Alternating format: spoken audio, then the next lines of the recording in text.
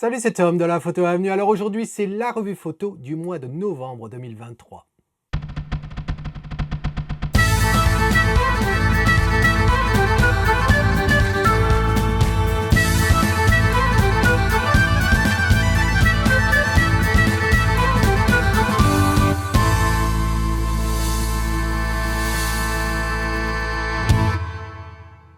Alors en effet, c'est la revue photo du mois de novembre 2023. Tu connais le principe.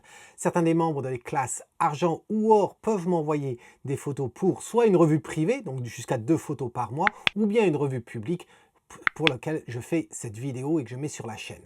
Alors, comme d'habitude, je vais lire la description que m'a faite l'auteur et ensuite je te dis ce que j'en pense. J'essaie de répondre à des questions quand il y en a et en tout cas, j'essaie d'illustrer mes propos tout en restant dans Lightroom en modifiant la photo. Allez, c'est parti. On a ces deux photos aujourd'hui. On a celle de gauche qui est offerte par Thierry et celle de droite offerte par Laurence. Allez, c'est parti. On va commencer par Thierry. Et qu'est-ce qu'il me dit, Thierry? Bonjour Tom, photo prise lors du stage dans la vallée de la Clarée.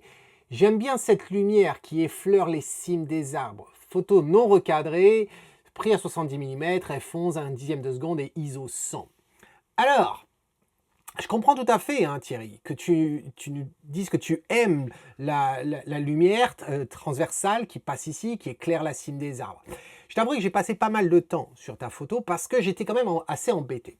J'étais assez embêté ne serait-ce que par le cadrage. Tu nous dis, elle n'a pas été recadrée. Et je dois dire que ça m'embête. Et je suppose que c'est la raison pour laquelle tu la soumets à la revue aussi. C'est qu'il y a quelque chose qui te va pas ici. Et quelque chose qui ne va pas pour moi, c'est la partie droite. La partie droite, avec ce sommet qui est ici, qui est très imposant, qui colle sur la partie et qui m'embête. Alors on a de la chance entre guillemets parce que c'est aligné avec les arbres ici et que les arbres aussi m'embêtaient également. Donc je pense qu'il faudrait faire un recadrage. Recadrage à droite, potentiellement aussi un recadrage sur la gauche. Moi, quand je vois cette scène, je m'aperçois qu'en fin de compte, j'essaie toujours de trouver des relations. On a un premier plan qui est quand même relativement présent, hein, avec ces rochers ici en bas à droite, le rocher qu'il y a ici à gauche. Et j'essaie de trouver une relation entre ces éléments-là et puis les autres. Alors, les autres, ça va être les rochers de la montagne en face. Et donc, c'est vrai que si on rogne sur la droite et qu'on rogne un peu sur la gauche, et bien à ce moment-là, on va trouver la relation entre ce mont ici et puis peut-être ce mont qui est là. Également entre ça et puis ici. Donc ça peut être une solution. L'autre chose, c'est que tu nous as précisé que ton sujet, c'était la lumière transversale qui vient éclaircir les cimes des arbres. Alors, je comprends, c'est intéressant. Par contre, à mon goût, cette partie-là, elle est trop sombre. Alors l'idée, c'est pas de la rendre aussi lumineuse que le premier plan, mais quand même d'assombrir un petit peu. Voilà. Et ainsi, on va plus se focaliser sur ces éléments-là que sur le reste. C'est une scène qui a énormément de détails. La roche, tu as un appareil qui t'offre une bonne résolution, etc. Il y a une belle exposition, c'est bien pris comme photo d'un point de vue exposition, et donc du coup, notre œil, eh bien, il navigue un peu partout. Et le problème, c'est que la narrative, elle n'est pas si évidente que ça. Alors, ce qu'on peut remarquer aussi, c'est que cette scène, elle est intéressante de par sa structure, c'est-à-dire qu'il y a 4 bandes. On a une bande lumineuse en bas, la bande centrale ici marron, et ensuite on a la roche avec la neige, et ensuite le ciel bleu. Est-ce qu'on aurait préféré que le ciel bleu aille jusque-là, ou du moins bleu-gris, aille recouvrir ici aussi? Sûrement, oui, je pense que ça aurait amélioré la scène, mais étant là moi-même, je sais exactement dans les conditions dans lesquelles tu t'es trouvé pour pouvoir la photographier, et Dieu sait qu'on a attendu justement que les nuages passent, etc. C'était pas si simple. Alors, bon, on va rien faire par rapport à ça, mais par rapport à tout le reste, je pense qu'on peut le faire. Qu'est-ce que je peux te proposer? Eh bien, ceci. Alors, tu vois qu'en faisant un pseudo-carré, hein, je ne sais pas à quel point on est proche du carré, mais on est un pseudo-carré, eh bien, on arrive à avoir cette relation entre cette partie-là et cette partie-là. Cette partie en bas à gauche, cette partie-là en haut. Tu remarqueras que j'ai éclairci également donc le centre, hein, par rapport à ta version, tu vois, qui était un peu plus sombre. Là, on crée un lien entre le premier plan, le plan du milieu et ensuite la suite au loin. J'ai également diminué la luminosité sur ce triangle ici que je trouvais un petit peu trop chaud, comme tu peux voir là. Alors, c'est pas fini hein, comme traitement parce qu'il faudrait sûrement soit assombrir, soit faire sauter le bout de rocher qui est là. Mais bon, voilà. Alors, comment je m'y suis pris là-dessus? Eh bien, c'est relativement simple en fait. D'un point de vue cadrage, tu vois, on est là. Donc quand je disais carré, tu vois, ouais, c'est un peu plus large que le carré. Un poil plus large que le carré. Globalement, j'ai absolument rien fait, tu vois, dans les détails et tout ça, rien fait. Ça s'est passé vraiment que à ce niveau-là. Filtre radial, augmenter l'exposition de 2/3 d'arrêt, tu vois, avant, après. Regarde à quel point on gagne en profondeur en faisant ça.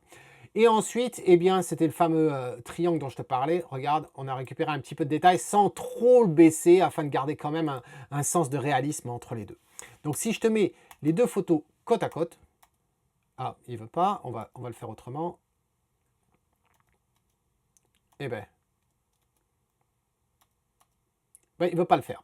C'est pas grave. On va le... Voilà, ça y est. Donc, à droite, ce que je te propose, à gauche, ce que tu me proposais, ton point de départ. Dis-moi ce que tu en penses, Thierry, dans un commentaire. Est-ce que ça t'aide? Est-ce que ça a du sens, tout ça?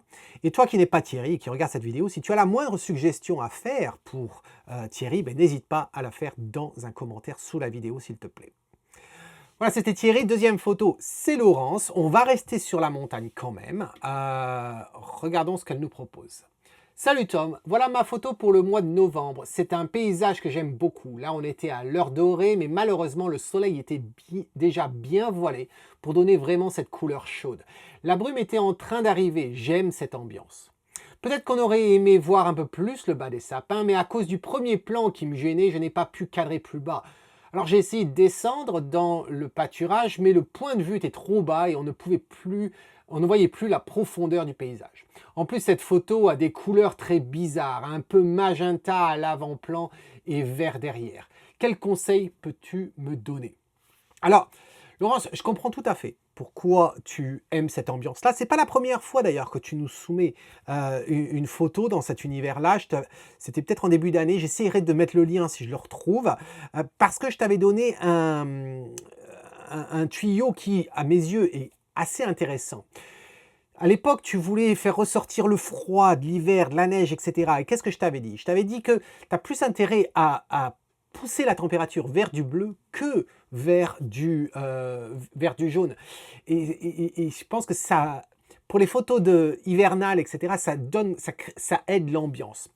Donc ça pourrait déjà être la première chose. La deuxième chose, c'est qu'on remarquera qu'il y a un sérieux manque de netteté dans ta photo. Alors, je pense que ça vient pas forcément de ton exposition en soi, parce que 1/160e de seconde, ça va à 85 mm. Bien que 1/85 mm, tu en as PSC, bon, mais certes, je pense que ça devrait aller. La raison pour laquelle je pense que tu as un manque de netteté, elle est de deux raisons, et c'est assez lié. Premier, c'est ton objectif. C'est un 24-85 mm de chez Canon, un EF, qui est sorti il y a 27 ans. Donc sur ton 80D, je pense que c'est un petit peu léger. Ensuite, je pense aussi que ce qui n'a pas aidé les choses, c'est que tu as fait une photo à f/18. Alors je ne sais pas si tu as fait f/18 pour avoir une profondeur de champ ou f/18 pour baisser la luminosité, bien que tu nous aies augmenté les ISO à ISO 160. Mais en tout cas, f/18, ton objectif va pas te permettre d'éviter le diffraction. Et donc, tu vas avoir la diffraction. Ça, plus le voile potentiel que tu vas avoir dans cette scène-là. Pourquoi je te parle du voile?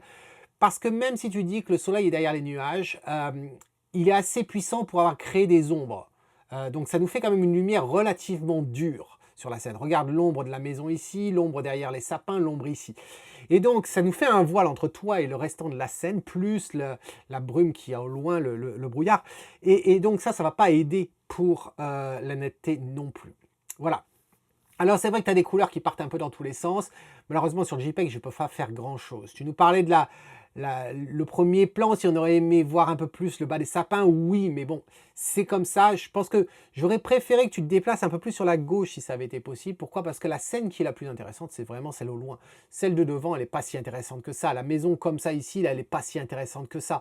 Là, je ne sais pas si c'est une église ou quoi qui est là, mais ça attire mon attention. J'aurais aimé en voir davantage, tu vois, par exemple. Donc, je suis pas forcément fan d'avoir les arbres tels qu'ils sont là, mais tu vas voir, j'ai peut-être une solution quand même qui va nous aider à aller au-delà de ça. Qu'est-ce que je te propose? Eh bien, je te propose ça. Alors c'est peut-être assez radical hein, quand on voit ça par rapport à ce qu'on avait avant. La preuve, hein, je reviens en arrière, maintenant que tu t'es un petit peu habitué aux tonalités de cette photo, je reviens en arrière, voilà ce que l'on a. Et tu vas t'apercevoir que là, on a l'impression qu'il y a plus de vert, plus de jaune, moins lumineux. Là, c'est un petit peu plus hivernal, un peu plus de lumière. On a presque l'impression d'ailleurs que ce serait potentiellement la lumière de la Lune qui éclaire, qui nous éclaire là, un peu bizarre. Pardon. Bref, comment je m'y suis pris ici? Un cadrage qui est proche du X-Pan, mais pas tout à fait. Et la raison pour laquelle je l'ai fait en réduisant le haut et en réduisant le bas, c'est que ça nous aide à passer au-delà des premiers sapins et à se focaliser vraiment sur le centre de la photo. Alors, regardons le reste, parce que j'ai créé un soleil, en fait, un rayon de soleil ici. Pourquoi? Du moins, comment je l'ai fait?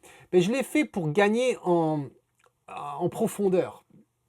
Déjà, avant de parler de ça, au niveau des couleurs, j'ai essayé plusieurs choses. Dans le panneau des calibrations, de l'étalonnage en français, j'ai bougé quelques curseurs et c'est très très léger. Hein. On avait ça avant, voilà, j'ai fait ça. C'est très léger parce que, en fait, quand j'ai fait quelque chose qui va booster ça davantage au niveau de la température dans le mode de base et aussi en local. Avant ça, eh bien, j'ai essayé de régler la netteté parce qu'effectivement, hein, si on zoome dedans, regarde à ce niveau-là, regarde, avant, c'était vraiment, vraiment trouble. Donc voilà, j'ai voulu booster un petit peu ça. Mais le plus gros du travail, eh bien, il va être ici. Tu vois, au niveau de la balance des blancs, c'est tout ce que j'ai fait. Voilà. Et aussi de la clarté. Pourquoi la clarté, je l'ai diminuée? Ça paraît contre-productif par rapport aux arbres, mais en fin de compte, c'était pour accentuer l'effet de brouillard, etc. Et je pense que c'était assez intéressant d'avoir ça. Et ensuite, en local, eh bien, en local, j'ai fait deux choses. Je te parlais du rayon de soleil. Eh bien, j'ai créé un filtre radial. J'ai mon petit preset. Et tu vois, ça nous donne un petit peu cette lumière qui, bien qu'on ait une saturation à 0, la température est quand même vers le jaune et ça nous donne un effet de soleil qui se trouve au-dessus et qui correspond justement aux ombres que l'on a en bas des arbres et sur le côté des maisons et des granges. Donc je pense que ça, ça peut être une bonne chose, tu vois, c'était un peu fade comme ça. Donc là, ça nous éclaire un peu. Et enfin, j'ai essayé de faire quelque chose au niveau des arbres là-bas, qui avaient des couleurs qui partaient dans tous les sens. Bon, ben là, c'est pas énorme comme chose, mais en fait, ce que j'ai fait, c'est que c'est simplement baisser la température, voilà, et baisser la saturation. Voilà, donc si on met avant, après, voilà, à droite, ce que je te propose, à gauche, ce que tu m'as envoyé. Dis-moi si ça t'aide, Laurence, dans un commentaire, s'il te plaît. Je t'invite vraiment à revoir la revue que je t'avais proposée sur ton autre photo. Je pense que ça peut effectivement faire une petite cure de rappel, surtout à l'approche de l'hiver et avec ces paysages que tu vas pouvoir nous capturer. Voilà. Et toi qui n'es pas Laurence, eh bien, est-ce que tu aurais eu d'autres propositions? Qu'est-ce que tu en penses de mes suggestions? N'hésite pas à t'exprimer dans un commentaire, s'il te plaît. Et n'oublie pas, bien sûr, de mettre un pouce pour la vidéo. Ça aide bien sûr au référencement. En attendant la prochaine vidéo qui seront les résultats du concours photo pour le mois de novembre, eh bien c'est Tom qui te dit si tu aimes ce que tu vois, eh bien fais comme Thierry, fais comme Laurence, capture-le. Et si tu as des questions, des doutes, besoin de conseils, eh bien n'hésite pas à envoyer ta photo pour la revue mensuelle, soit en privé, soit en public. Cheers!